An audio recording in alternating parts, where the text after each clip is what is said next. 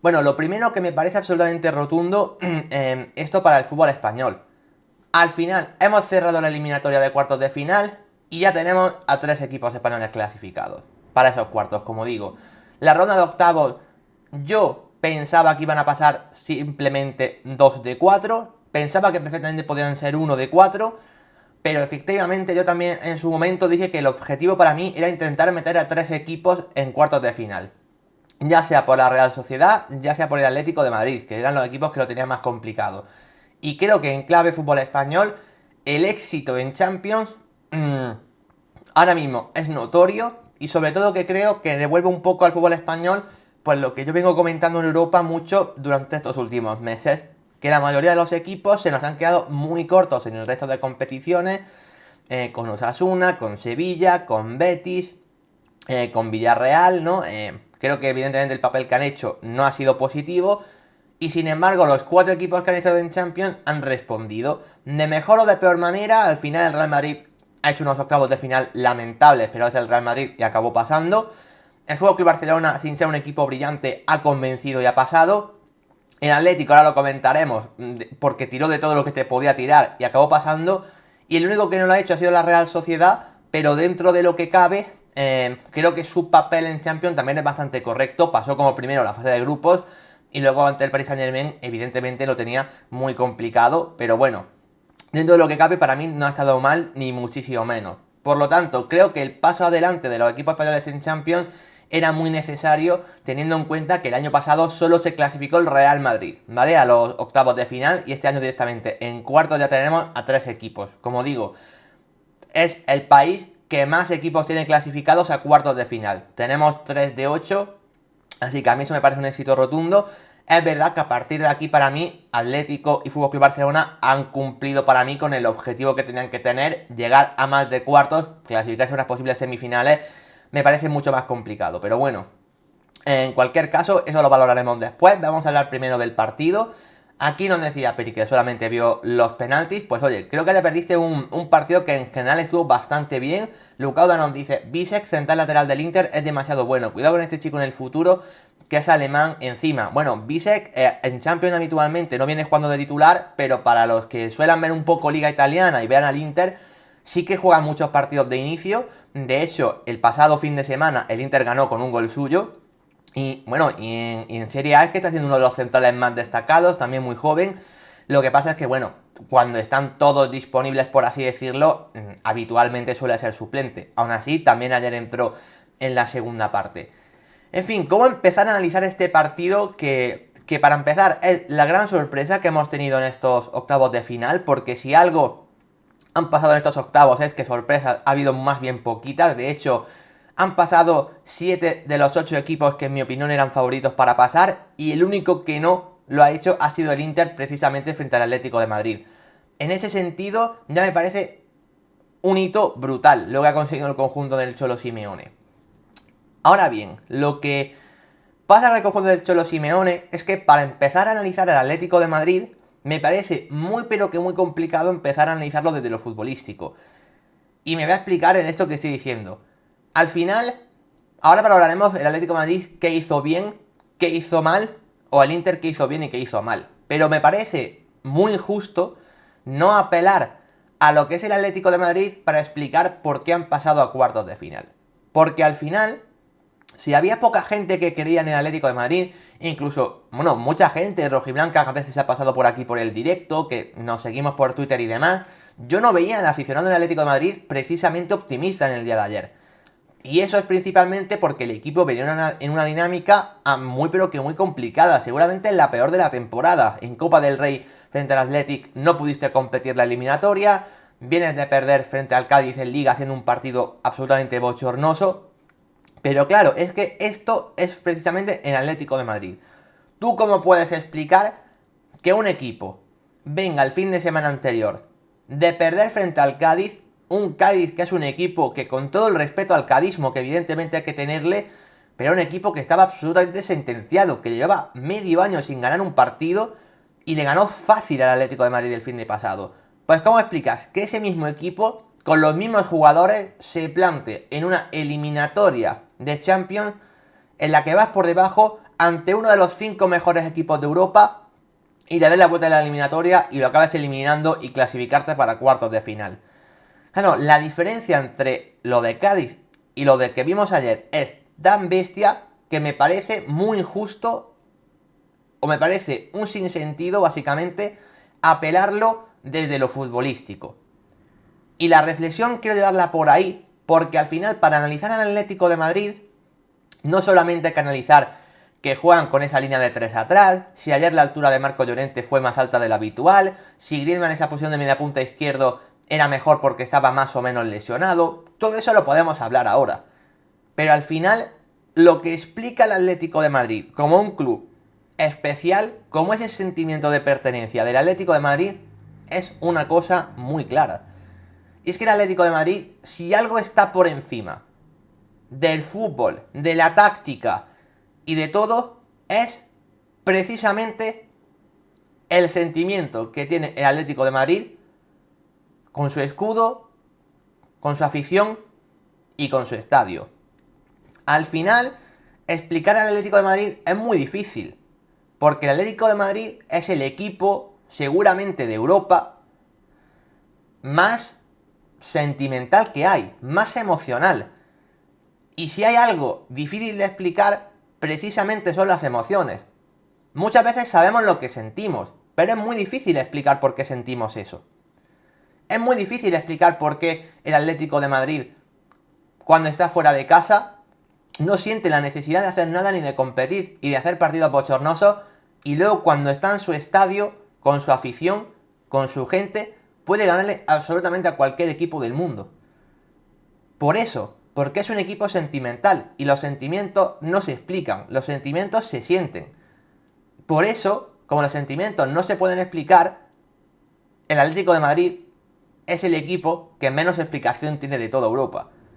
Quiero empezar con esa reflexión para que entendamos que al final, en mi papel de analista, de periodista o de como queráis llamarlo, para tratar de explicar lo que pasó ayer, también hay que comprender que simplemente hay cosas que ocurren y que son muchas veces cuestión de detalles, sobre todo en Champions, como yo digo muchas veces, pero que sobre todo no hay que intentar explicarlo todo, desde la táctica, desde es que este jugador adelantó su posición 5 metros más de lo habitual, sino también desde un punto de vista emocional, donde el Atlético de Madrid seguramente es el club más fuerte del mundo en ese sentido.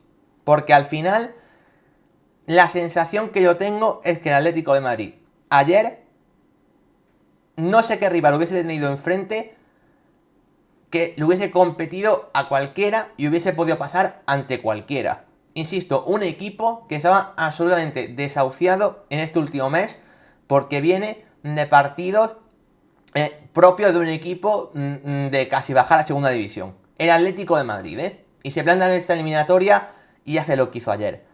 Al final creo que eso tiene un componente, insisto, de carácter emocional, de fortaleza, que evidentemente creo que otros clubes de España no tienen. Y eso no hace al Atlético de Madrid un club más especial, ni menos especial, ni mejor ni peor que otros de España. No quiero decir eso. Simplemente quiero decir que es una característica que para mí representa al Atlético de Madrid, que está más representada ese valor emocional que en otros equipos.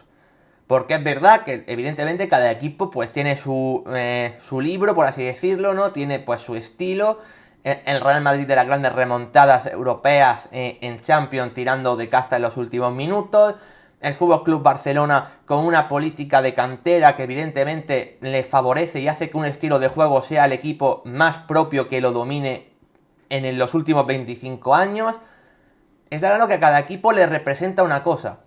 Y lo que representa no es ni mejor ni peor, pero al Atlético de Madrid lo que le representa precisamente es esto.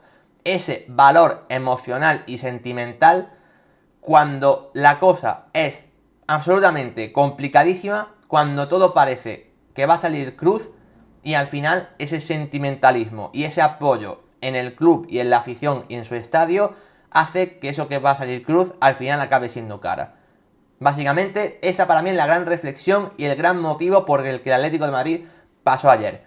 Insisto, sé que esto no es nada que podamos analizar desde la táctica, pero simplemente creo que si no empezaba diciendo que eso era lo más importante, creo que me estaría engañando a mí mismo respecto a lo que pienso con el partido de ayer. Comentado ya esto, evidentemente, ahora sí podemos hablar de táctica, de qué pasó y qué dejó de pasar, pero insisto, creo que ese valor sentimental y emocional, por así decirlo, que vimos ayer en el Metropolitano, me pareció tan especial que creo honestamente que el Atlético de Madrid, apelando a eso, puede competir contra cualquiera, evidentemente. Y esto no significa que vaya a ganar las Champions en los partidos que juegue en casa, ni mucho menos, pero sí que parece un valor a tener más en cuenta. O sea, creo que si aquí pensamos qué equipo de Europa saca más rentabilidad de sus partidos en casa, intentando encontrar uno porque no lo vais a encontrar. Más que el Atlético de Madrid me refiero, Así que creo que eso evidentemente ya habla un poco de lo que consigue el conjunto del Cholo Simeone jugando en su estadio. Por aquí decía Lucauda, no me parece peor que Pavard, siguiendo con lo que dice de Bisek, e incluso cumplen el mismo rol. Cumplen un rol muy parecido, la verdad cumplen un rol muy parecido. Peor o mejor que Pavard, a ver, me parece muy diferente. O sea, a ver, Bisek es un jugador que tiene proyección de cara a un futuro y Pavard es un jugador, hombre, que ya se ha visto en todos los escenarios, es campeón del mundo, siendo además titular con esa Francia del 2018. No sé, me parece difícil de valorar, la verdad. Me parece difícil de valorar. Por aquí dice, con el alta de Griezmann pieza fundamental para el Atleti porque desde que se lesionó andaban perdidos. Hombre, es lo que decimos siempre, o sea, he apelado a ese valor emocional que estaba comentando, pero luego si tú tienes a Griezmann sobre el campo, incluso muerto, como ayer, todo es más fácil, básicamente. Muerto de forma metafórica, pero ya me entendéis. Vaya, ayer Antoine Griezmann estaba para jugar andando y jugando andando es mejor que el resto. O sea, es que creo que eso ya básicamente explica muchas cosas. A ver, dentro ya de esa reflexión que he hecho inicialmente, más cosas y que el Atlético de Madrid hizo bien ayer. A ver, a mí por lo general me pareció un partido que el Atlético de Madrid fue superior. O sea, para mí el pase del Atlético de Madrid a la siguiente ronda me parece justo, o más que me parezca justo es que me parece lógico que se llegasen a esos penaltis. Yo creo que ayer vimos un Atlético de Madrid que incluso pudo resolver el encuentro antes de llegar a la prórroga. Lo creo así tal cual. O sea, creo que el Atlético de Madrid hizo méritos para ganar el partido con más de un gol de diferencia. A su vez también dije en la ida que el Inter en esa media hora final pudo hacer méritos para ganar el partido por más de un gol. Por lo tanto, yo creo que se ha compensado todo bastante bien. Y a mí me parecía coherente que se llegase a la prórroga y finalmente a los penaltis en lo que vi en el general, ¿vale? En los 180 minutos de eliminatoria. En base a eso, el Atlético de Madrid. Yo me esperaba un Atlético de Madrid que compitiese en el día de ayer, evidentemente. Creo que lo hizo muy bien desde el inicio. Creo que al Inter no le puso las cosas fáciles. Y creo que evidentemente ese trabajo estuvo muy bien hecho. Sí es verdad que yo vi al equipo, no sé si decir demasiado precipitado, pero creo que al Atlético de Madrid, en la primera parte principalmente en el día de ayer, yo creo que le faltó tener más tranquilidad con balón para poder generar mejores ocasiones. Porque generó muchísimas llegadas, muchísimo centro lateral, pero mucho centro lateral que iba en desventaja para sus delanteros. Al final, había muchos centros laterales que los veías con solamente Álvaro Morata cargando el área. Y eso evidentemente me parece insuficiente para una defensa que encima es de 3 centrales. En la mayoría de esos centros fueron repelidos por la defensa. Es verdad que hay uno muy bueno de Mario Hermoso que remata a Álvaro Morata, que esa ocasión sí que fue realmente clara. Pero por lo general yo vi al Atlético de Madrid algo precipitado en esta faceta del juego. Quitando ese pequeño detalle, a mí me gustó la intensidad del Atlético de Madrid, jugando de nuevo en un bloque medio alto, con una presión, no diré que era una presión asfixiante un hombre a hombre, porque no creo que fuese eso. De hecho, creo que en la ida se presionó mucho más de lo que se presionó ayer, pero sí que fue una presión posicional, en mi opinión, inteligente, sobre todo porque al Inter le costó muchísimo jugar por dentro. Lautaro y Marcus Thuram estuvieron desabastecidos prácticamente durante todo el partido, así que en ese sentido el Atlético de Madrid me estaba gustando. ¿Qué pasa? Que tienes evidentemente un buen equipo enfrente, que en cuanto pueden combinar y dan 5, 6, 7 pases con velocidad, te pueden romper, y llegó ahí a partir de una jugada el 0-1 a favor del Inter de Milán con ese gol de Di Marco. A mí, eso sí, lo que me llamó la atención y que se contradice con lo que yo dije aquí en el directo de ayer, es que yo dije que para mí lo que el Atlético de Madrid no podía permitir era recibir el primer golpe en el partido. Me parecía que eso podía sentenciar demasiado la eliminatoria. y sin embargo pasó y no fue así. Y es algo que yo no me esperaba, porque justamente lo que yo no me esperaba del Inter es que se dejase, a ver, me entendéis, pero que tuviese tan poca contundencia para encajar el gol del empate tan rápido. Porque al final, yo creo que es verdad que el Atlético de Madrid no se echa atrás con ese gol encajado, no se viene abajo, o sea, no hunde la cabeza ni nada, ni baja los brazos, o sea, creo que el equipo realmente siguió igual con ese gol encajado, y creo que evidentemente eso es mérito del Atlético de Madrid. Pero también es verdad que yo no esperaba que el Inter encajase ese gol del empate con tanta facilidad. Eso, dentro de que Coque en la frontal hizo un partido muy bueno, y de que luego Antoine Griezmann en ese gol del empate, la definición que hace es espectacular. Pero es verdad que esa poca contundencia de la defensa con ese despeje fallido de Pavard evidentemente condicionó mucho al Inter, y a partir de ahí ya pues llegó ese gol del empate. A partir de ese punto, que el partido volvía a estar igual, yo creo que era un punto de inflexión para el Atlético de Madrid, porque lo complicado básicamente era decir, bueno, el Inter defiende bien, es un equipo muy bien estructurado y muy bien trabajado también, y a ver cómo le podemos hacer daño. Y yo creo que cuando el Atlético de Madrid ve que marcó ese gol del empate, yo creo honestamente que fue un buen paso adelante a nivel mental. Creo que el equipo vio que el Inter quizá no estaba en su mejor día, que no lo estuvo evidentemente. Además, Marcus Thuram y Lautaro estaban bastante bien frenados, y a partir de ahí lo que se podía pensar era, bueno, tenemos la capacidad para poder dominar este partido y ser mejores al Inter. Yo creo que en ese sentido el Atlético de Madrid se lo creyó realmente bien, y por eso el equipo reaccionó incluso aún mejor que la primera parte en la segunda, y en mi humilde opinión sobre todo en los minutos finales de partido, donde ahí los cambios fueron un punto de inflexión fundamental, porque si algo le estaba faltando al Atlético de Madrid en el partido, precisamente era que los jugadores de ataque estuviesen acertados.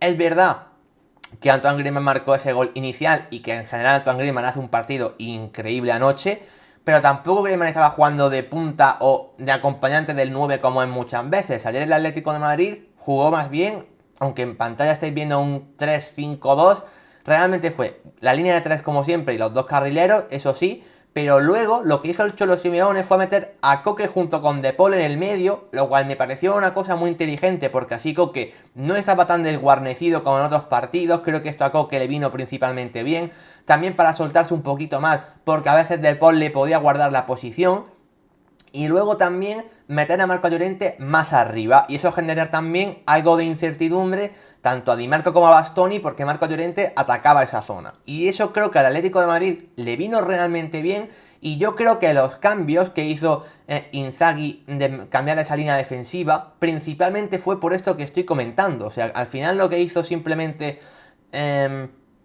Inzaghi fue cambiar un Bastoni, que yo creo que estaba viendo que con esa internada de Marco Llorente de vez en cuando estaba superado, y luego también cambió a Di Marco, yo creo que por este motivo.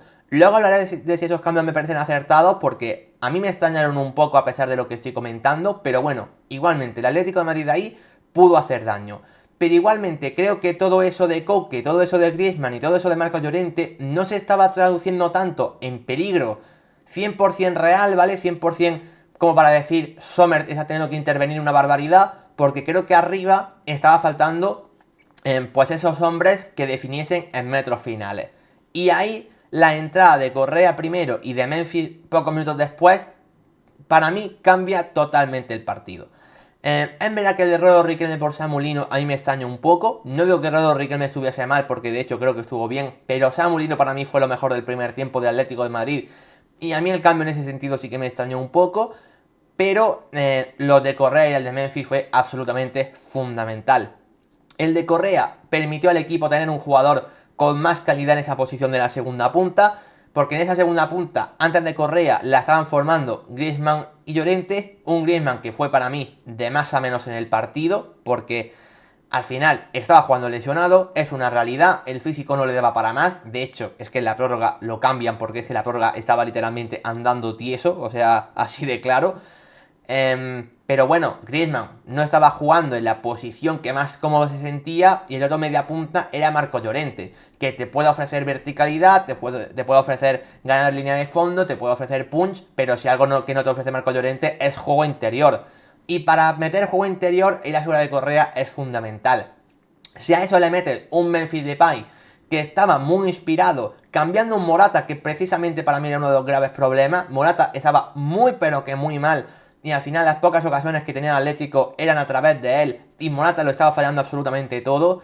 Creo que evidentemente esos dos cambios cambian el partido. Y sobre todo ahí, evidentemente entre Correa y Memphis hay que quedarse con la figura de Memphis Depay porque el partido que hace ayer es absolutamente prodigioso. O sea, lo de Memphis Depay ayer era algo que yo creo que absolutamente nadie esperaba, porque bueno, sabemos el problema que tiene Memphis, es un jugador con mucha discontinuidad en el juego por sus repetidas lesiones, al final parece muchas veces que no está tan centrado como mucha gente quisiera, en fin, entre no el 100% de la profesionalidad, podemos decirlo, y por esas continuas lesiones, muchas veces parece que Memphis no estaba a rendir en estos escenarios. ¿Qué pasa? Que al final sabemos que si Memphis está bien y se está concentrado, si está metido, la calidad que tiene el jugador neerlandés nunca ha estado puesta en duda. Y precisamente Memphis era lo que le faltaba del Atlético de Madrid. Un delantero que arriba, las que tuviera, sí que pudiese ser un jugador resolutivo y sobre todo que pusieran problemas a los centrales y a los mediocampistas del Inter. Algo que Morata no podía estar haciendo porque no estaba bien.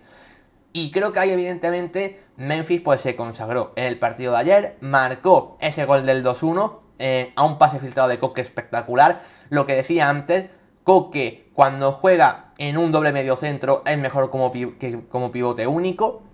Esto es evidente, ayer pudo soltarse un poquito más, tocó zonas algo más avanzadas y al final que Koke fuese el que da la asistencia del primer gol y el que da la asistencia del segundo no es casualidad. Y básicamente a partir de ahí llegó el gol del 2-1. Con un Inter que, por cierto, un dato que se repitió mucho ayer, no había encajado gol todavía de minutos 75 en adelante. Pues bueno, llegó Memphis y puso el 2-1 que forzó la prórroga.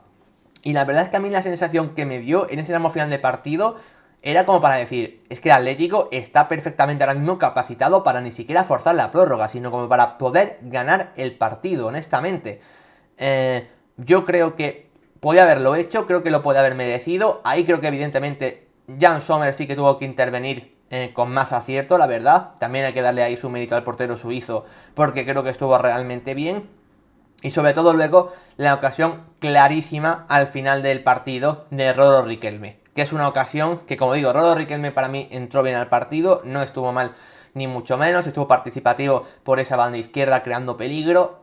Pero para mí ayer no puedes fallar esa ocasión que falla. O la puedes fallar, pero no puedes tirarla lejos de la portería. Porque si Antoine Griezmann en esa última jugada del partido hizo su último esfuerzo básicamente para decir, esta es la nuestra, te puso la ocasión soñada, casi la ocasión que queremos todos básicamente cuando soñamos de niño de decir, esta es la nuestra y la metemos para adentro casi desde el punto de penalti, te viene perfecta. Hombre, te puedo comprar que no sea tu mejor disparo y que Sommer la pare, por ejemplo. Pero que la banda es por encima del larguero, Rorro, por favor, o sea, esa ocasión me parece que no la puedes fallar. O sea, creo, yo cuando vi que fallaba esa ocasión en el Atlético de Madrid, dije, el partido ha podido estar aquí y en clave Atlético de Madrid me temía lo peor, honestamente. Luego, por suerte, en la prórroga, es verdad que tampoco pasaron demasiadas cosas. Hubo alguna ocasión del Atlético, hubo algunas del Inter. Es verdad que durante un tramo de esa prórroga el Atlético de Madrid no salió de su campo, es la verdad. Yo creo que el equipo a nivel físico estaba bastante mal, las cosas como son. O sea, al final, en el Atlético de Madrid sabemos que a nivel físico muchas veces no le da para competir los 90 minutos. Imagínate ir a un partido a 120. ¿Cuál es el tema? Que creo que el Inter evidentemente tuvo su partido pues de menos inspiración. También a nivel físico yo vi un Inter muy por debajo de lo que le hemos visto muchas veces. El Inter no tuvo ese arreón final que muchas veces suele tener en esos partidos.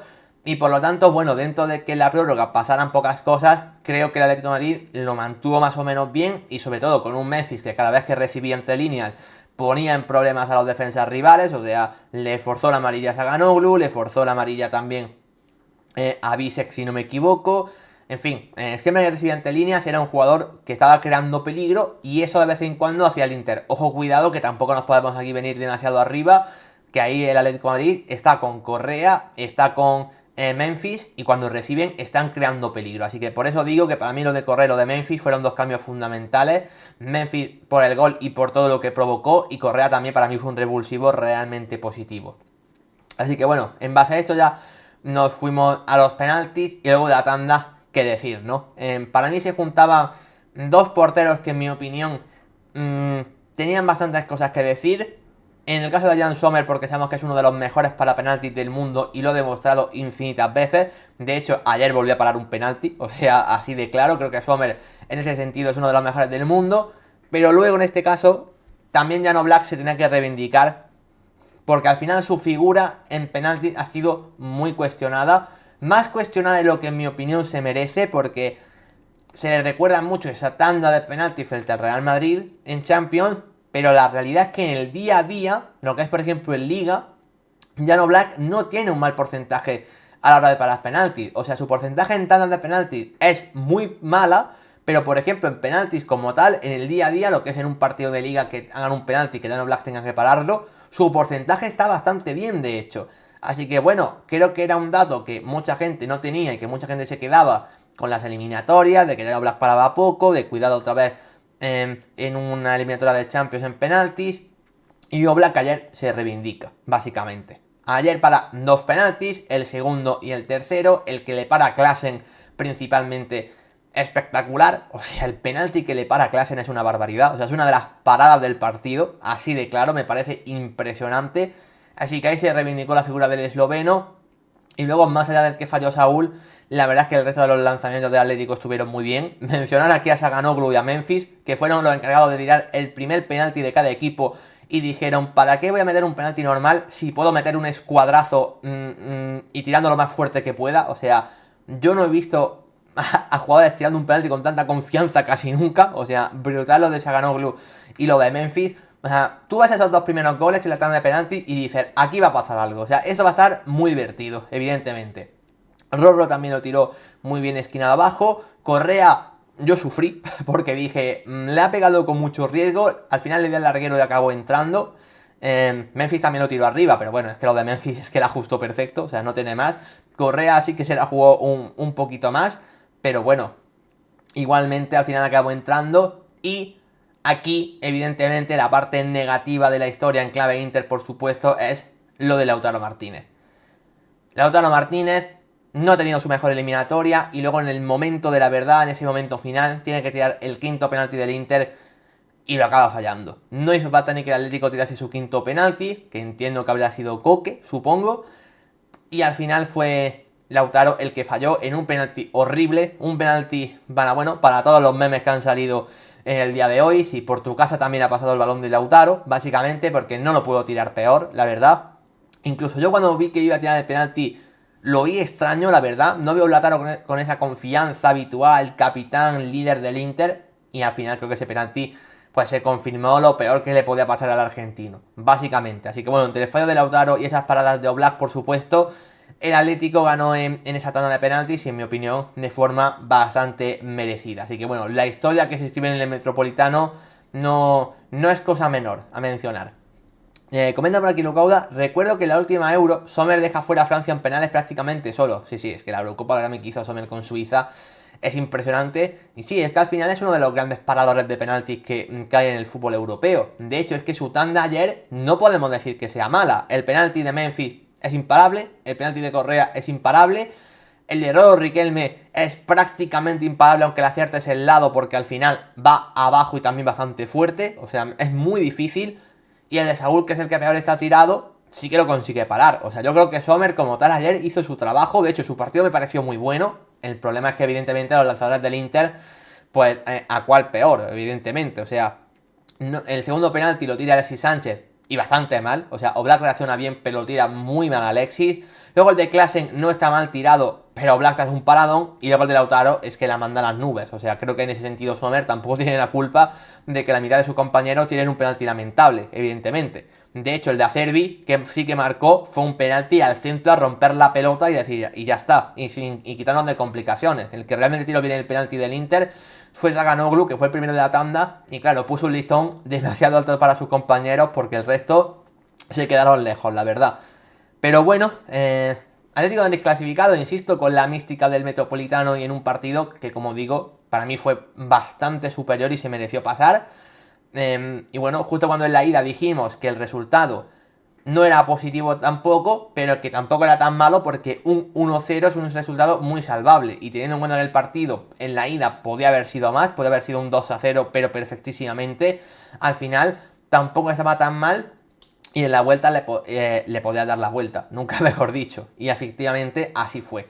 De cara a más nombres a comentar del partido, ¿vale? Cosas a comentar, que de hecho ya lo enlazamos con las estrellas, cruces y demás, ¿vale? Porque, para mí, por parte del Inter, ¿vale? Voy a empezar por el Inter. Yo creo que Jan Sommer estuvo espectacular durante el partido. O sea, creo que poco más le podemos pedir al portero suizo. Es verdad que hubo una salida de balón que falla el pase, rebota en Memphis y la podía haber liado un poco, pero no pasó nada y quitando eso, yo creo que estuvo bien.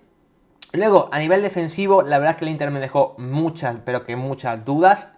Pavard en la acción del primer gol es evidente que falla, o sea, no tiene más, creo que eso condena al Inter. Y si Pavard no hubiese fallado en ese despeje, a saber lo que hubiese pasado en el partido, porque ya era una renta de 0-1 a favor, el Atlético de Madrid siendo mejor, seguramente, vale, pero vas 0-1 a favor, y a partir de ahí, a ver qué hubiese pasado. Bastoni no tuvo su mejor partido, creo que esto es evidente. Aún así a mí me sorprendió el cambio porque me parece un jugador muy importante en clave Inter. La verdad me parece un futbolista que yo es de los típicos que digo nunca sacaría del campo porque al final es un central que siempre es bueno por su altura, que tiene muy buen pie para sacar la pelota. No sé, a mí eso el cambio me extrañó, más allá de que Acerbi sea un central también fiable.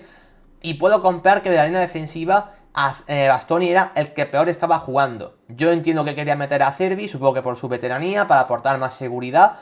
Y dijo, pues si el que peor está es Bastoni, pues quitamos a Bastoni, básicamente. Pero a mí me sorprendió. Luego, en los carriles, la verdad es que Dumfries, bastante poquito más allá de una ocasión que tuvo en la primera parte. O sea, la primera ocasión del Inter fue de Dumfries, hasta ahí bien, pero del resto muy poquito, la verdad. Me gustó más en la ida cuando entró desde el banquillo.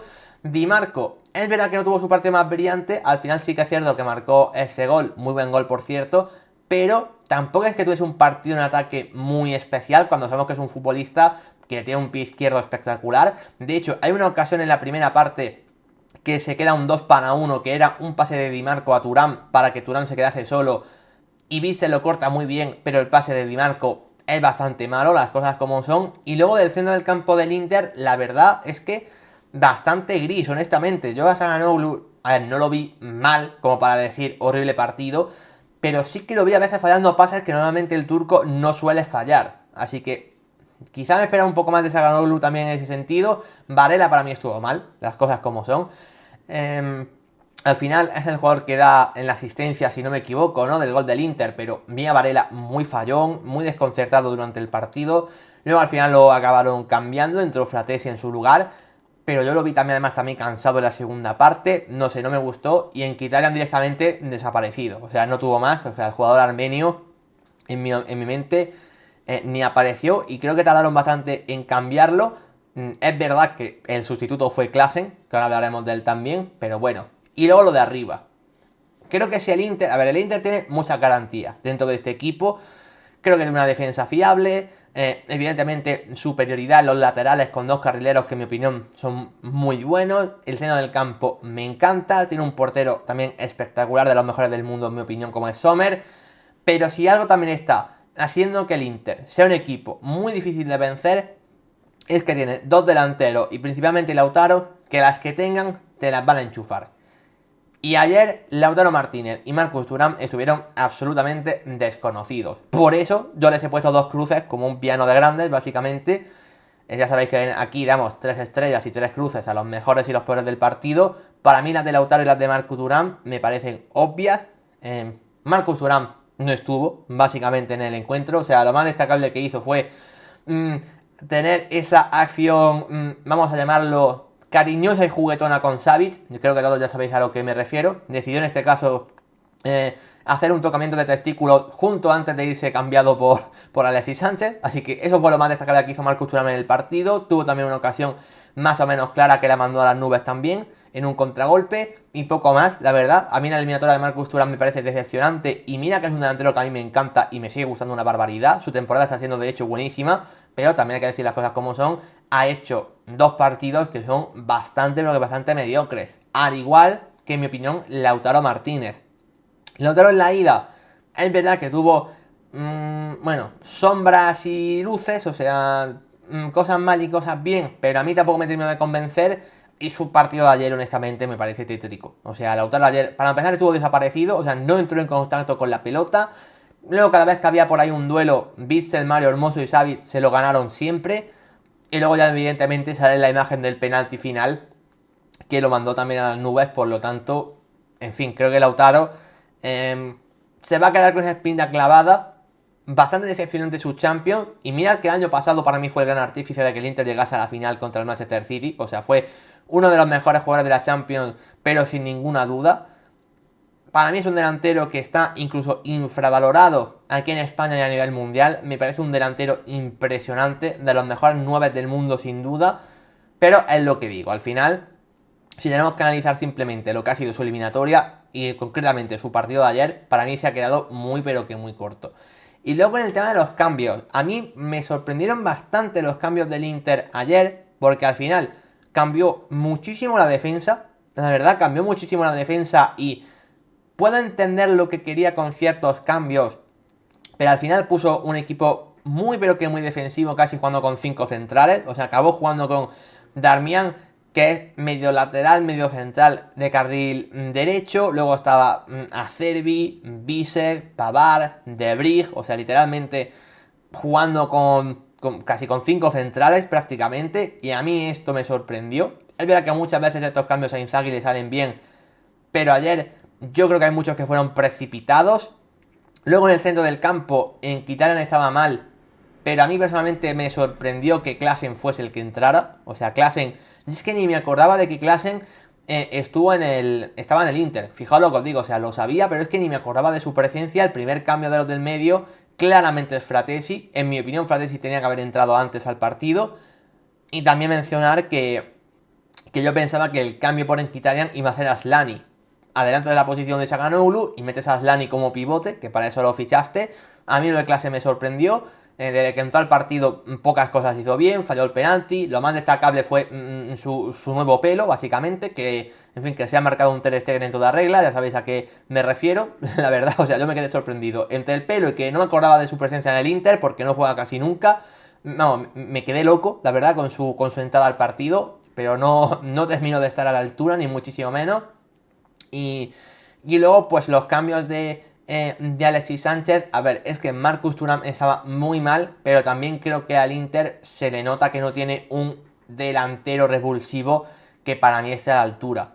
Y no es que Alexis estuviera demasiado mal cuando entró, ni mucho menos, pero creo que para ese tipo de escenario necesitas un delantero que sea mucho mejor.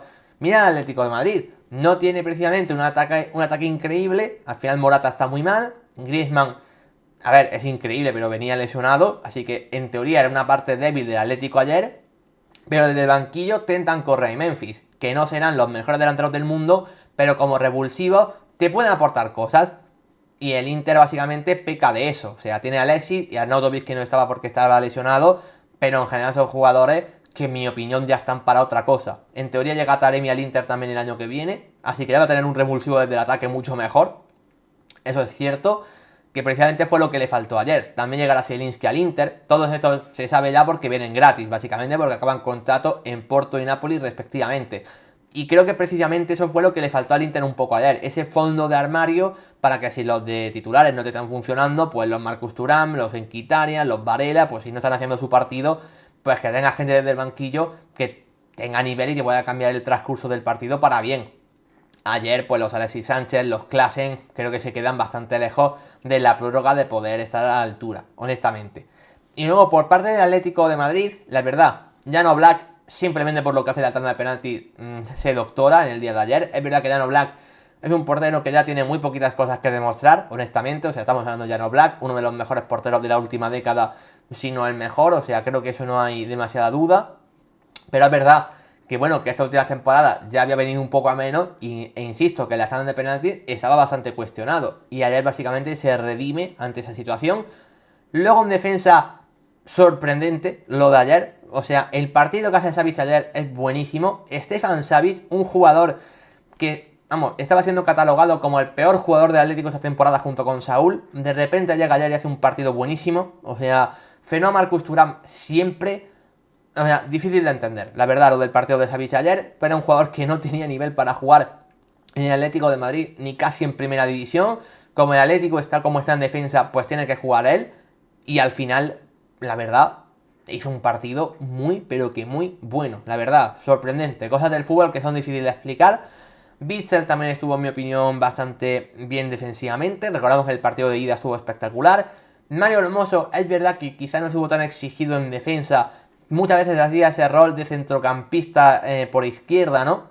Cuando el Atlético de Madrid tenía la pelota, pero luego en defensa pues tampoco es que estuviese demasiado exigido. Luego en los carriles, Samulino muy bien como de costumbre. Para mí fue el mejor del Atlético junto con Griezmann en la primera parte, así de claro. No tan bien, por no decir mal, Nahuel Molina. La verdad, Nahuel Molina, en mi opinión, se volvió a quedar corto. Qué mala temporada está haciendo Nahuel Molina. Y mira que el año pasado para mí fue el mejor lateral derecho, barra carrilero de la Liga Española. Pero este año el argentino, la verdad, es que está horrible. Luego en el centro del campo, la verdad, Marco Llorente, bueno, no estuvo mal. Tampoco diría que fuese sobresaliente su partido, ni mucho menos, pero sin más. O sea, podría decir que bien. De Paul, luces y sombras. O sea, creo que es verdad que tuvo algunos pases que falló, a veces se precipitó demasiado y yo entendí su cambio. La verdad, entendí que fuese uno de los primeros cambios del partido porque no estaba del todo bien. Coque realmente bien, o sea, el partido de Coque es increíble. Mira que yo lo venía criticando a Coque, y ya sabéis que yo soy muy de Coque también, pero lo venía criticando porque su año 2024 estaba dando pena, o sea, era una cosa terrible. O sea, cuando damos cruces y estrellas, Coque se estaba llevando una cruz casi en todos los partidos últimamente. Y sin embargo ayer la verdad su partido es increíble, sobre todo en campo rival. Es verdad que en campo propio a nivel defensivo sigo viendo que le sigue costando y a la hora de sacar la pelota cometió por ahí dos pérdidas que dices, cuidado. Pero cuando se establece Coque en campo contrario y puede dominar el centro del campo, es un futbolista espectacular y creo que es la gran prueba de que Coque necesita un futbolista a su lado o por detrás, básicamente. Creo que eso es indiscutible.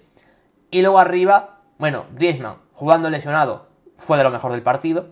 O sea, así de sencillo. O sea, lo de Antoine Griezmann, en fin, algún día cuando pasen 50 años se escribirán libros y se dirán historias sobre Antoine, porque lo del número 7 de Atlético no tiene ningún sentido. O sea, qué pedazo de futbolista, honestamente. O sea, es increíble.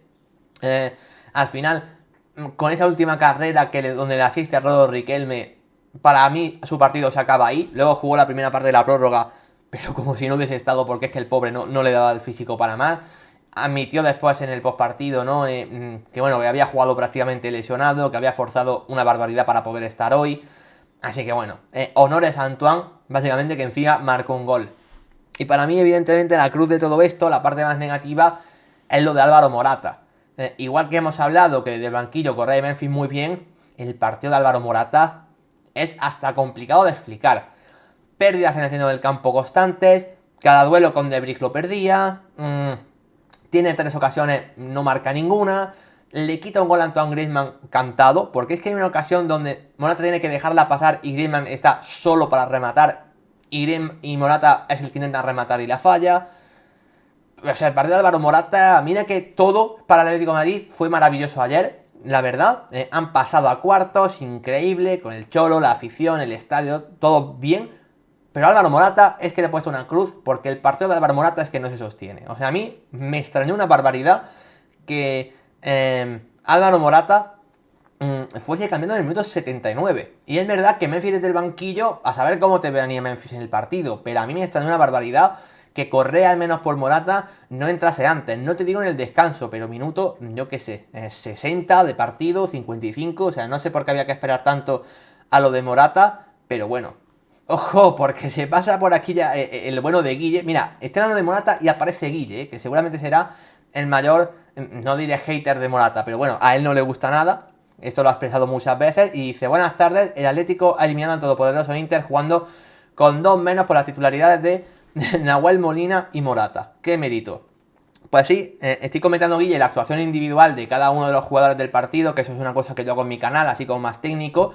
Y precisamente estaba comentando eso, que Nahuel Molina y Álvaro Morata fueron los dos peores del Atlético de Madrid. A Nahuel Molina no le he puesto cruz porque Marcus Thuram y Lautaro la tenían que tener por decreto. A Morata sí, porque como digo, su partido es absolutamente tétrico y yo me esperaba que el cambio fuese antes. Luego de los cambios, Rorro ya he hablado un poco de él, creo que no entra mal al partido, pero evidentemente esa ocasión que falla en fin, es un poco de decir, Rorro, manda a la puerta, aunque sea. Correa entró espectacular al partido, ya lo he comentado. Pablo Barrio diría que bien, tampoco destacó en exceso. Memphis fue el mejor del partido desde que entró, o sea, así de claro, no tiene mucho más, por eso se lleva una estrella en el encuentro. Azpilicueta, en mi opinión, también entró bien, sin ninguna duda. Y Saúl Ñíguez para mí también fue otra de las partes negativas del Atlético de Madrid. Es verdad que como jugó tan poquito, solamente la segunda parte de la prórroga, pues bueno, sin más. Pero al final lo de Saúl es que no se sostiene. De hecho, voy a poner por aquí una cosa, ¿vale? De Saúl. Porque Saúl al finalizar el partido puso esto. Tal cual en Twitter, ¿eh? La cuenta oficial de Saúl Ñíguez, aquí lo tenéis. Sinceramente, es difícil para mí escribir en estos momentos. Pero igual que escribo en las buenas, hay que hacerlo en las malas. Daos cuenta, ¿eh? Hay que hacerlo en las malas. Un día que tu equipo ha pasado a cuartos de final de Champions, ¿eh? Pero hacerlo en las malas. Daos cuenta. Es un momento de mierda para mí a nivel deportivo. Y soy consciente. Acepto todas las críticas y no solo por el penalti de hoy, sino por cómo estoy en estos momentos. Exactamente no sé qué es. Pero lo único que me han enseñado es a seguir trabajando en las buenas y en las malas hasta conseguir cambiar la situación. Gracias por estar en las buenas y en las malas. Aupa Atleti. Y luego aquí evidentemente la foto, ¿no? Me parece muy pero que muy llamativo. Muy pero que muy llamativo. Que publiques esto en tus redes sociales el día más feliz de la temporada para tu equipo. La verdad, habla de las malas. En las malas, el mejor día del Atlético de Madrid, ¿eh? Daos cuenta. Al final a Saúl no le he puesto una cruz, pues porque, bueno, porque juega 15 minutos. Y falla el penalti, sí, pero bueno. Hasta ahí. Creo que lo de Morata o lo del ataque del Inter fue aún más reseñable. Pero ostras, que tú digas eso en un día donde tu equipo ha conseguido un hito que no se lo creía casi nadie, a no ser que esté aquí Bermejo aquí presente por el chat. El resto, todos dábamos favoritos prácticamente al Inter, porque era mejor equipo y porque venía mejor dinámica, creo que esto está claro. Pero en un día que consigues pasar, dices eso. Creo que habla directamente de cómo está Saúl como futbolista. O sea, creo que no puede estar más perdido. Creo, honestamente, que tiene que dar un paso al lado. No sé de qué forma. O sea, no sé si de coger y estar un año fuera del fútbol y buscarse ayuda psicológica, que mira, Isco lo hizo y mira Isco ahora. No sé si lo que necesita es estar fuera de los focos y buscar un equipo, no sé, Rayo Vallecano, por ejemplo. Luego, evidentemente, habría que hablar de temas salarios, de tema cómo se puede hacer eso. Tiene contrato hasta 2026 todavía, lo cual me parece increíble, pero oye, que Saúl diga, mira, renuncio a mi salario, me voy de aquí, pero es que no se puede sostener más. Lo de Saúl. Y encima el Cholo le sigue poniendo.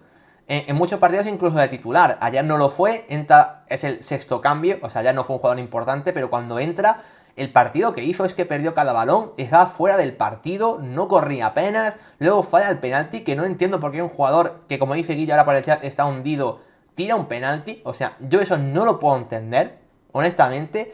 Yo creo que era una prueba de coger y decir, oye, si marco este penalti puede ser un punto de inflexión, mejoro, como tuvo algunos buenos partidos en el tramo final de la pasada temporada.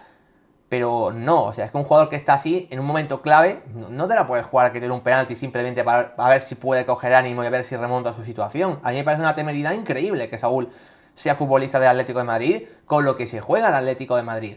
Entonces, no sé si tiene que irse a un equipo menor que esté más fuera de los focos, no sé si dejar el fútbol durante un año, pero es que ayer lo que comenta por Twitter a mí me parece gravísimo. No gravísimo de que esté mal que lo haga, ni mucho menos. O sea, él puede comentar lo que le dé la gana sin faltarle respeto a nadie, básicamente. Pero, hombre, es sorprendente que comuniques eso, de que es un día malísimo, insisto, el mejor día de para tu equipo de la temporada. Habla de cómo está Saúl y de que esa situación no se sostiene más. Por aquí Guille decía, Saúl está hundido mentalmente, y es una pena porque tiene un potencial tremendo como futbolista, pero la cabeza lo es todo para poder rendir bien. Es que Saúl, a ver, es que esto parece que ya queda muy atrás, pero el Saúl entre 2015 y 2018, que era uno de los mejores centrocampistas de la Liga Española, que iba a la selección, de hecho Luis Enrique es el primer jugador que coge en el centro del campo y lo pone como indiscutible nada más llegar, es Saúl Ñíguez. El centro del campo era Busquets, Saúl, y luego se dudaba ante la figura de Ceballos y Fabián, iba por ahí rotando, pero el indiscutible contra Busquets era Saúl. y su potencial era para ser uno de los 20 mejores jugadores del mundo. No te estoy hablando que sea el mejor centrocampista del mundo, ni un Balón de Oro, ni nada así, pero era uno de los futbolistas españoles, un futbolista que lo tenía todo. O sea, trabajo defensivo, técnica, regate, pase, capacidad de liderazgo. O sea, un futbolista adaptadísimo a lo que era el fútbol moderno.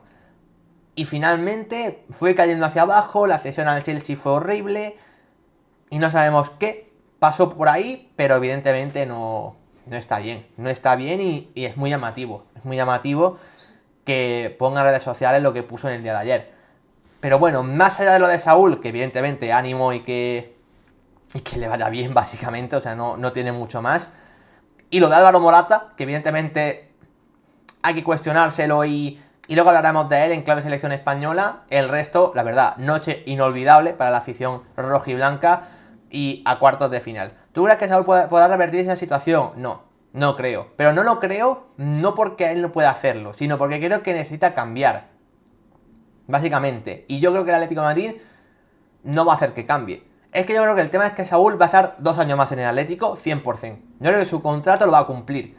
Y como creo que en el Atlético esa situación no lo va a cambiar, pues yo creo que no. Yo creo que no, básicamente. No vi el partido, pero de Saúl me recuerda a otro jugador. Obviamente no voy a decir nombres, pero ese jugador se retiró del otro deporte y ha vuelto ahora y lo veo bastante bien. No sé a quién te refieres, Alonso, ahora mismo. Si te refieres a básquet, creo que puedo saber a quién te refieres. Creo, ¿eh? Dice Lucado, el partido que hace contra el Bayern se tendría que estudiar en los colegios. El partido que hace contra el Bayern en 2016, esa eliminatoria, es que marca uno de los mejores goles de la Champions. Efectivamente, te refieres al básquet, pues entonces sí sé de quién hablas, creo. Igual podrían cederlo a un equipo como el Rayo, por ejemplo, a Saúl digo, pero yo creo que no es cuestión de cederlo. O sea, creo que tienen que cortar de raíz la situación que tiene actualmente.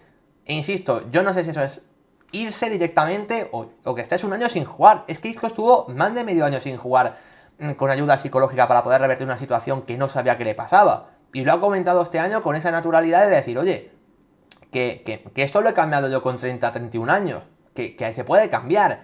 Y yo creo que Saúl lo que necesita es eso, honestamente. O a Almería, no le vendría mal bajar al Barro. No sé si a nivel de segunda división, pero no me parece una locura, ¿eh? No digo ni Almería, ni Granada, ni el Málaga se asciende, ni el Zaragoza, o sea, no es cuestión de equipo, sino no sé, pero estar fuera de los focos, básicamente. Porque al final el Atlético de Madrid es un equipo que sin ser Real Madrid o sin ser FC Barcelona es el tercer equipo con más afición de España, el equipo que compite siempre en Champions y que de Saúl se habla constantemente cada vez que juega y lo hace mal. Entonces, no sé, creo que tiene que cambiar esa dinámica, básicamente. Pero también hay que decir que Isco iba a firmar por el Unión Berlín y el fichaje se cayó a última hora. Si no hubiese estado un año sin jugar. Sí, el tema es que cuando luego tuvo esa ayuda psicológica y lo superó. Básicamente. Ricky se tiró desde el 2020 sin tocar el balón más o menos, porque me refería a Ricky Rubio y ha vuelto hace poco. Sí. O sea, hombre, piensa, Alonso, que yo no soy mucho de básquet y si sabía a quién te referías, evidentemente iba a ser Ricky porque tampoco ha habido mucho más. También le pasó algo parecido a Brines, fue, si no me equivoco. Alonso, corrígeme si me estoy equivocando, pero puede ser que a Brines le pasase algo parecido, pero no tanto tiempo, sí, ¿no? Efectivamente. O sea que al final, es que a veces los futbolistas de máxima élite que han prometido tanto y que son leyendas de cierta manera, porque al final Saúl es un jugador, no sé si se le catalogaría leyenda del Atlético de Madrid, pero vaya, parte importantísima de la historia reciente del club. Entonces, a futbolistas así, claro, al final parece como que bajarte de esa ola de estar en la máxima élite parece un fracaso bajarte de ahí. Pero es que a veces yo creo que se necesita, simplemente. Así que bueno, por cerrar el tema de Saúl, era lo que nos faltaba por comentar del Atlético de Madrid. Ayer hubo otro partido que también lo comentamos, ¿vale? Por aquí por encima, entre Dortmund y PSV Eindhoven. Seguramente la eliminatoria más floja por nivel de equipos que había en estos octavos de final. Es verdad que el PSV en su liga está intratable, las cosas como son. Es verdad que el Dortmund ha mejorado también en este último mes, también hay que decirlo.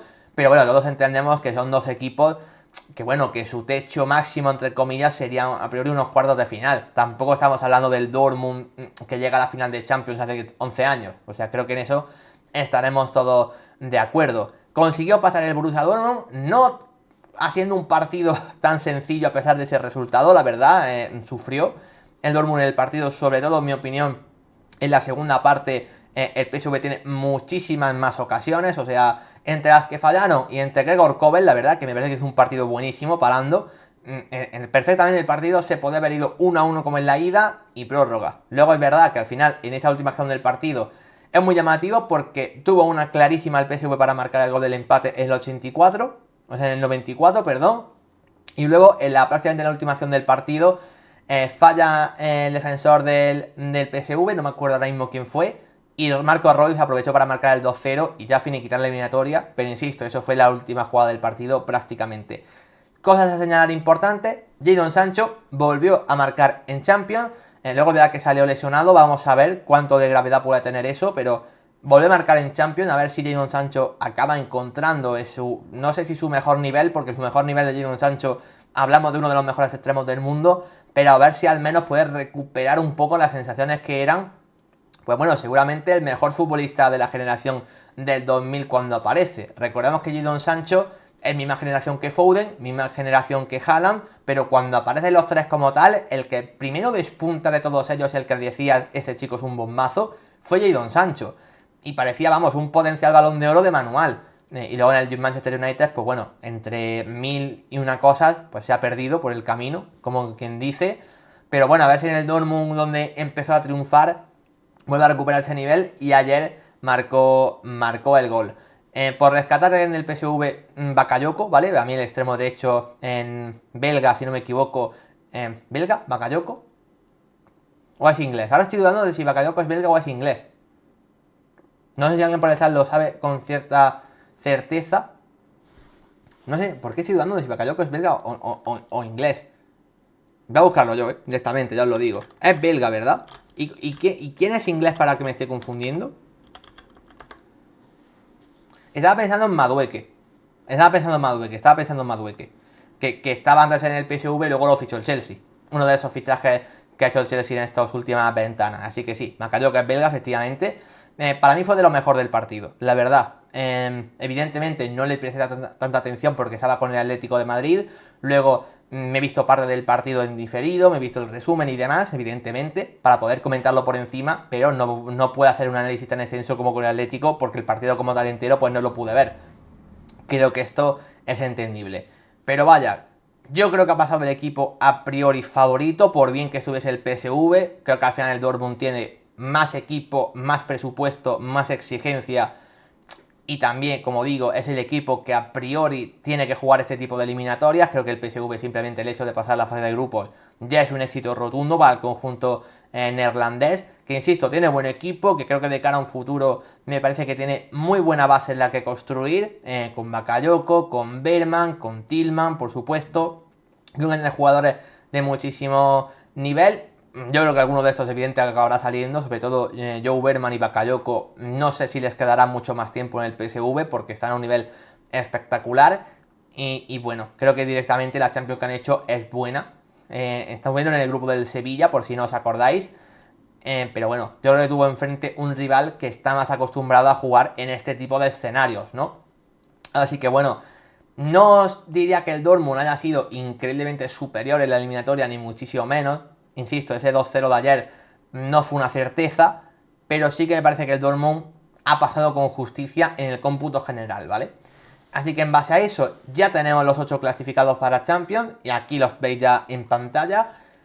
Me parece uno de los cuartos de final más, no sé si el mejor, pero el que más nombre tiene de los últimos años, con mucha diferencia. Al final, mirad qué equipos, o sea, Arsenal, Fútbol Club Barcelona, Bayern de Múnich, Manchester City, Paris Saint-Germain, Real Madrid, Borussia Dortmund y Atlético de Madrid. Todos estos equipos han sido finalistas de Champions en los últimos 20 años. Es verdad que Dortmund no lo ha ganado, Paris Saint-Germain no lo ha ganado, Arsenal no lo ha ganado, Atlético no lo ha ganado. Pero en los últimos 20 años estos 8 equipos han sido finalistas de Champions. Así que me parece bastante importante. Dice Lucauda, infravalorado Valen, que por cierto jugó en el PSV, delantero letal y rápido, le queda poco en el Dortmund a mi parecer. Valen está haciendo muy buena temporada, Es verdad que él antes era más delantero, o sea, era más 9 o segunda punta, o sea, jugaba más cerca del área. Ahora es un jugador que juega prácticamente más como extremo derecho casi siempre. Es cierto, y sí, efectivamente jugó en el PSV Eindhoven, bueno, de hecho es neerlandés y también lo veremos en la próxima Eurocopa, espero.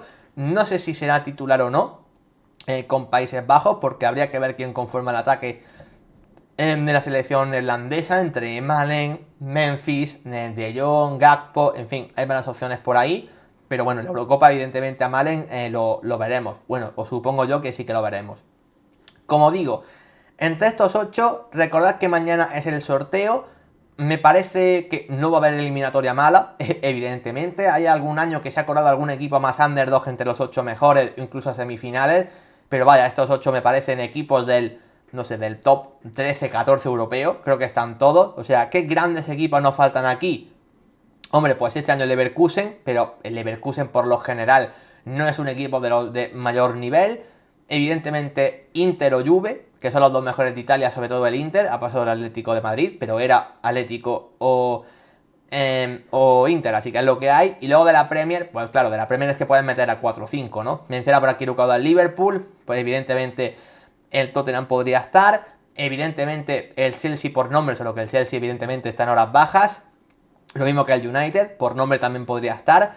O sea, a ver, evidentemente hay equipos históricos que aquí no están, pero a lo que voy es que los 8 que están aquí clasificados son equipos de un renombre internacional tremendo. De hecho, los dos que menos nombre tienen seguramente sean Borussia Dortmund y Atlético de Madrid.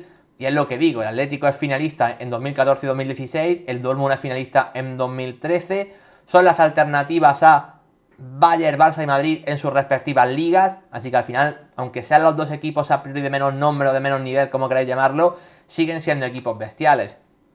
Para mí, entre estos 8, hay 4 que para mí conforman la parte de favoritos y los otros 4, no diré de tapados, pero que me parecen los que menos opciones tienen. Para mí, Real Madrid, Manchester City, Paris Saint Germain y Bayern de Múnich, para mí son los 4 mejores y los 4 favoritos. Es verdad que el Paris Saint Germain lo metemos ahí porque ha ido creciendo a lo largo de esta temporada y sobre todo las sensaciones ante la Real Sociedad fueron muy buenas, ya lo comentamos por aquí, que al final Luis Enrique había dado un carácter competitivo a un Paris Saint Germain que lo que menos era en los últimos años era competir, básicamente, o sea, el equipo de mucha estrella, pero que básicamente le faltaba pozo competitivo, y creo que este Paris Saint Germain precisamente si algo tiene es competitividad. Pero claro, al final yo lo sigo poniendo por detrás de Madrid de City y para mí la duda está ahí con el Bayern, porque el Bayern también tiene mucho nombre, grandes jugadores, pero muchos en mal momento y el Bayern por lo general no viene bien. De hecho, su eliminatoria contra la Lazio, el partido de ida, es tétrico, luego es verdad que la vuelta lo solucionaron bien. Pero bueno, creo que para mí es primer escalón City-Real Madrid, segundo escalón Paris Saint-Germain-Bayern, y luego del resto de los otros 4, para mí por equipo, sin ninguna duda el mejor es el Arsenal. La duda que yo tengo con el Arsenal es que para mí es un equipo que también le falta mucho pozo competitivo en Champions. Luego encima en Premier va a tener que estar disputando hasta el final esa lucha por el título con Liverpool y con Manchester City. Y creo que ahí, por ejemplo, el City o el Liverpool parten con ventaja a nivel de decir, sabemos jugar Europa y llegar lejos. El Arsenal no. Al final es lo que vengo diciendo con el Arsenal muchas veces. De la plantilla del Arsenal hay muy pocos jugadores que sepan lo que es llegar lejos en Champions o jugarla directamente. Y quiero ver eso cómo les pasa factura o no. También es verdad que a nivel de juego para mí son superiores a Bayern, a Barça, a Atlético, a Dortmund. Y por juego seguramente a Paris Saint Germain también. O sea, por juego el Arsenal podría ser el tercero. El tema es eso, yo quiero ver cómo el Arsenal compite contra uno de los mejores. Recordemos que al Arsenal le ha costado pasar una eliminatoria ante el Porto, que el Porto es un equipo experimentado en Champions, que es un equipo ultra competitivo con Conceição. Todo esto es cierto, pero es un equipo inferior a los que hay aquí en cuartos de final. Así que yo, por ejemplo, quiero ver al Arsenal compitiendo. Pues mira, contra un Paris Saint-Germain de turno, me gustaría poder verlo, contra un Real Madrid, contra un Bayern, contra el City no porque lo vemos en Premier, así que espero que no. De hecho, por el chat a los que estéis os pregunto qué eliminatoria queréis ver entre estas, porque se ha comentado mucho de el trío Barça-Madrid o Barça-Atlético. A ver, derbi madrileño no, porque vemos 500 al año, básicamente. Pero se ha comentado mucho un Barça-Atlético o un Real Madrid-Barça. Yo lo voy a decir ya, yo los equipos españoles no quiero que se enfrenten entre ellos. O sea, no porque tengan más o menos opciones de pasar, que yo creo que Barça o Atlético van a ser no favoritos contra quien se enfrenten. Pero igualmente, para mí, prefiero que se enfrenten contra otro equipo porque así vamos a una eliminatoria nueva, básicamente. Por aquí en Lucauda decía, es el mejor PSG de Unai Emery. Al menos este equipo tiene una idea de juego, no es darse a la estrella y que la rebusque. Estoy de acuerdo. Y luego el de me decía City Bayern. Para él su eliminatoria más que más le gustaría ver. Mira, a mí me gustaría ver. Diría. Mira, aquí ya por ejemplo de los que dice que quiere un duelo español. Él quiere un Barça Atlético. Y cree que va a suceder. Lo positivo para los dos. Lo veo positivo para los dos porque los dos van a tener muchas opciones de estar en semifinales. Si no, salvo que les toque el Borussia Dortmund, no serán favoritos. Es lo que decía, ¿no? Que al final lo normal de Atlético Barça es que no sean favoritos contra quien se enfrenten, quitando Dortmund, estoy de acuerdo. Y si se enfrentan entre ellos, al menos uno lo tendremos en semifinales. Eso es cierto. Luego Alonso dice que él quiere un clásico. A ver, la idea del clásico siempre está bien porque es un clásico y en Champions hemos tenido tantos. El de Champions que hemos visto en la época reciente fue 2011, Barça-Real Madrid, semifinales, pasó el FC Barcelona. El tema es que yo no sé si un clásico en cuartos queda un pelín descafeinado por la situación actual. Me refiero, veo al Madrid tan favorito si hay un clásico. O sea, es favorito ya de por sí, casi siempre, con el nivel actual de ambos equipos. Pero encima en Champions, es que me parecería un clásico mucho más descafeinado que el de 2011, que era Guardiola contra Mourinho, Messi contra Cristiano, con Özil, con Di María, con Benzema, con Villa, Xavi Iniesta busca evidentemente, Xavi Alonso, el Piqué versus Ramos, no sé. Yo creo que si a Barcelona o Atlético de Madrid les toca el Arsenal, cuidado, porque sería muy ajustado y me inclinaría por los equipos españoles. Yo eso es lo que iba a decir. Mira, a mí me gustaría ver, fijaos lo que os voy a decir, un City Paris Saint Germain me encantaría. O sea, lo que es Mbappé, el mejor jugador del mundo, con Luis Enrique frente a Guardiola. Ese Guardiola contra Luis Enrique. Los dos entrenadores más laureados de la historia del FC Barcelona. Ahora uno en el Paris Saint Germain y otro en el Manchester City. A mí me encantaría ese Manchester City Paris Saint Germain. O sea, me parecería espectacular ese duelo. Así que yo firmo ese. Luego firmaría... A ver, voy a tirar aquí ventaja para los equipos españoles, pero creo que el Bayern, simplemente por contexto de club, ante el Barça y ante el Atlético, creo que pasa, pero ante el Real Madrid no. Porque el Bayern está mal y la grandeza del Bayern, el Real Madrid se la supera. Así que en base a eso, yo diría Bayern-Real Madrid.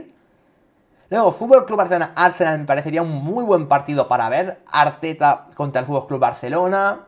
Y luego Atlético Borussia, que mucha gente dirá, puede parecer la más descafeinada porque parecen los dos peores equipos de los 8 que hay aquí. Puede ser, pero... no... Pero bueno, aunque parece que puede ser la más descafeinada, es que si le quiero dar más opciones a los españoles, para mí debería ser Atlético Dortmund, Barça Arsenal y Real Madrid Bayern de Múnich. Para mí, ¿eh? Luego mucha gente dirá, el Madrid PSG porque Mbappé otra vez, pero a mí me apetece más ver al Madrid contra el Bayern que contra el Paris Saint Germain, la verdad. Por aquí decía Guille, para mí la eliminatoria con más morbo sería un Real Madrid PSG precisamente por eso, ¿no? Por Luis Enrique y Mbappé contra el Madrid, ¿no? Sí, o sea, a ver, es que tenía ese morbo, pero a mí no sé por qué tampoco me apetece tanto un Paris Saint Germain Real Madrid. Me apetece más un Paris Saint Germain Manchester City, honestamente, no sé por qué. A ver, los dos mejores son Madrid y City, por lo tanto un enfrentamiento entre ellos sería la bomba, pero también lo vimos ya el año pasado. Y bueno, y el anterior. Así que en ese sentido, no me apetece tanto verlo. No sé. Yo lo que os he dicho. Yo si firmase algo sería un Madrid-Bayern. Sí, City-PSG. Arsenal Fútbol Club Barcelona. Borussia Dortmund, Atlético de Madrid. Eso es lo que yo firmo. Vas a hacer una simulación del sorteo. A ver, no la voy a hacer porque no sé. O sea, es que creo muy poquito en coger y luego cuando mañana se haga el sorteo, si sale alguno de los que yo dije, es como, anda, como en la simulación de ayer. Es que son 4 partidos, o sea, es muy probable, así que no sé. O sea, tampoco, no me parece atractivo personalmente. O sea, y soy cero de creer en el azar en ese sentido, la verdad. Así que no lo tenía pensado, la verdad. No sé. Sí, así que sin más. En fin, ya está. Esto es todo lo que había que comentar en clave Champions. Para mí, favoritos con los que han pasado, sigo manteniendo City primero, Real Madrid segundo, ¿vale? A pesar de que el Madrid fuese horrible, pero lo sigo manteniendo segundo. Y el Manchester City también primero, aunque me parece peor City que el año pasado, para mí sigue siendo el favorito. Luego tercero, entre Bayern y Paris Saint Germain, la verdad, no sé quién tercero, quién cuarto, pero ahí estarían. Luego diría quinto Arsenal. Sexto Fútbol Club Barcelona, séptimo Atlético de Madrid o al revés, básicamente. Y luego para mí el Borussia Dortmund es el más flojito de todos estos. Así que bueno, para mí así se quedaría esos cuartos de final. Mañana veremos a ver cómo han salido después de ese sorteo.